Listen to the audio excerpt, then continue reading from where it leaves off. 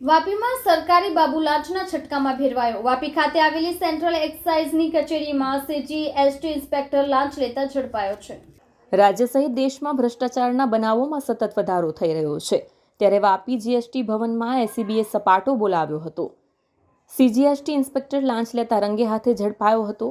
નોકરીના એક જ વર્ષમાં લાંચ લેવાનું શરૂ કરી દેવામાં આવ્યું હતું। પોતાની જ ઓફિસમાં ઇન્સ્પેક્ટર લાંચ લેતા રંગે હાથે ઝડપાયો હતો, જેથી એસીબીએ ધરપકડ કરી આગળની કાર્યવાહી હાથ ધરી છે। વાપી ખાતે આવેલી સેન્ટ્રલ એક્સાઇઝની કચેરીમાં સીજીએસટી ઇન્સ્પેક્ટર તરીકે યશવંત રાજેન્દ્ર ગેહલોત ફરજ બજાવે છે, જેઓએ ફરિયાદીને ટેક્સ બાબતે આપેલી નોટિસના નિકાલના કામ પેટે ₹40,000ની લાંચ માંગી હતી। ફરિયાદી ખાનગી કન્સ્ટ્રક્શનની ભાગીદારી પેઢી ચલાવતા હોય, જે પેઢીનો સન 2020-21ના વર્ષનો સેન્ટ્રલ જીએસટી તથા સ્ટેટ જીએસટી ટેક્સ ભરેલો હતો। તેમ છતાં સીજીએસટી અને સેન્ટ્રલ એક્સાઇઝના પોર્ટલ ઉપર ફરિયાદીની પેઢીના સીજીએસટી તથા એસજીએસટીના રૂપિયા ભરવા બાબતે નોટિસ મળી હતી।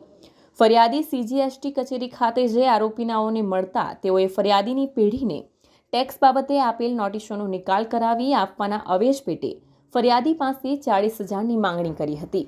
લાંચના નાણાં ફરિયાદી આપવા માંગતા ન હોય એસીબીનો સંપર્ક કરી ફરિયાદ આપતા આજરોજ લાંચના છટકાનું આયોજન કર્યું હતું।